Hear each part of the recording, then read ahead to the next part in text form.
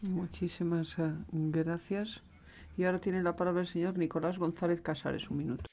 Comisaria Simpson, todo este debate puede evitarse si la próxima lista se consulta de verdad y se planifica con este Parlamento. Llama a veces también la atención ver cómo países que no cumplen sus objetivos de renovables en 2020 quieren dar lecciones a quien sí cumple y sí que está cumpliendo y nos quieren decir cómo hay que hacer las cosas en el futuro.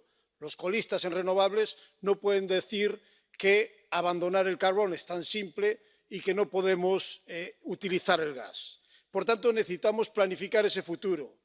Y tenemos más del 60% de nuestro consumo final en energías fósiles. Y eso es lo que tenemos que cambiar en la próxima generación. Y tenemos que hacerlo de forma justa, evitando frustraciones en todas las direcciones. Necesitamos avanzar en renovables, en electrificación, en desarrollo de smart grids, en el acoplamiento sectorial y, además, en conexiones para la eólica offshore.